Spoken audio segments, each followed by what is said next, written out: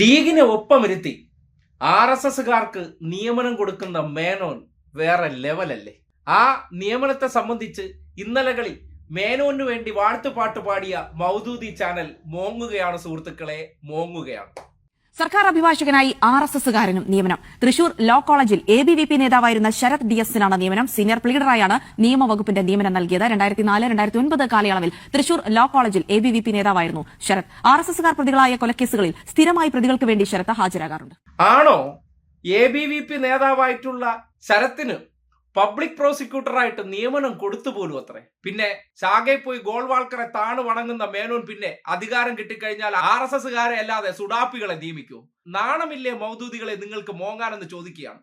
കേരളത്തിൽ വർഗീയതയ്ക്കെതിരെ പ്രതിരോധം തീർക്കാൻ ഒരേ ഒരു വ്യക്തിയേ ഉള്ളൂ, അത് മേനോനാണ്. മേനോൻ മുഖ്യമന്ത്രി ആയിക്കഴിഞ്ഞാൽ പിന്നെ ഇവിടെ RSSനെതിരെ ശക്തമായിട്ടുള്ള നിലപാടുകളാണ്. ആ നിലപാടുകളുടെ തുടർച്ച ഇങ്ങനെ പോവുകയാണ്. നേരത്തെ ദേവസ്വം സ്പെഷ്യൽ പ്ലീഡറായിട്ട് RSSകാരനായിട്ടുള്ള വ്യക്തിയെ നിയമിച്ചു. വലിയ വിവാദമായി. എങ്ങനെ? സ്വർണ്ണക്കടത്ത് കേസിലെ പ്രതികൾക്ക് വേണ്ടി ഹാജരായ വ്യക്തിയെ തന്നെ പ്ലീഡറായി നിയമിച്ചു. വിവാദമായപ്പോൾ രാജിവെച്ച് പോകേണ്ടി വന്നു. കേരളത്തിലെ ഉന്നത സർവകലാശാലകളിൽ ഉൾപ്പെടെ സകല ഇടങ്ങളിലും VC-മാരായിട്ടും അവിടത്തെ സിൻഡിക്കേറ്റ് അംഗങ്ങളായിട്ടെല്ലാം RSSകാരെ ബാക്ക് ടു ബാക്ക് നിയമിച്ചപ്പോഴും അതിനൊക്കെ ന്യായീകരണം പറഞ്ഞ് ആ നിയമനങ്ങളെയെല്ലാം സാധൂകരിക്കുകയും ചെയ്തു. എന്ത് പറഞ്ഞാലും മുൻ സർക്കാരിന്റെ കാലമില്ലേ, ഗവർണർക്കെതിരെയോ സംഘപരിവാറിനെതിരെ കമാശിവാന്നൊരു അക്ഷരം മിണ്ടാതെ വിശ്വഗുരുവിന്റെ വീട്ടിൽ പോയിരുന്ന് കഥകടച്ച് ചർച്ച നടത്തി, അമിത്ഷായുമായി ചർച്ച നടത്തി, അവിടെ ഇരുന്നു കൊണ്ട് പിണറായിയുടെ വീട്ടിലേക്ക് ED വിട്ടൊക്കെ സംഘപരിവാറിനെ പ്രീണിപ്പെടുത്തുന്ന വ്യക്തി ഏറ്റവും ഒടുവിൽ തൃശൂർ ലോ കോളേജിൽ ABVP നേതാവായിരുന്ന ഇപ്പോൾ RSSന്റെ കേസുകളെല്ലാം നോക്കുന്ന D ശരത് എന്ന വ്യക്തിക്ക്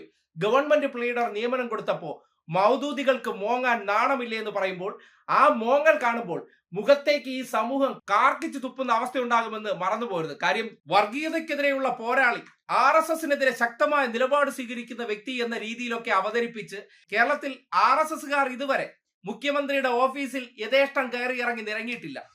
കേരളത്തിൽ വർഗീയത പറയുന്നവർക്ക് മുഖ്യമന്ത്രിയുടെ ഓഫീസിൽ പ്രവേശനം ഉണ്ടായിരുന്നില്ല. പക്ഷേ ഇപ്പോൾ ശശികലമാരും ഹിന്ദു ഐക്യവേദി നേതാക്കന്മാരും BJP നേതാക്കന്മാരെല്ലാം സതീശന്റെ ഓഫീസിൽ പരമ്പും വിരിച്ചുറങ്ങുകയാണ്.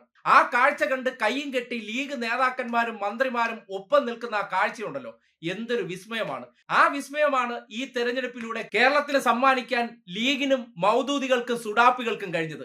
എന്നിട്ട് ഒരു ചാനൽ തുറന്നു വെച്ച് ഒരു ഉളുപ്പമില്ലാതെ അയ്യോ RSSകാരനെ നിയമിച്ചേ എന്ന് മോങ്ങാൻ നാണമില്ലേ എന്ന് മാത്രമേ ഈ സമൂഹത്തിന് മൗദൂദി ചാനലിനകത്തിരിക്കുന്ന ദാവൂദന്മാരോടും അജിംസുമാരോടും പ്രമോദ് രാമന്മാരോടും ചോദിക്കാനുള്ളൂ.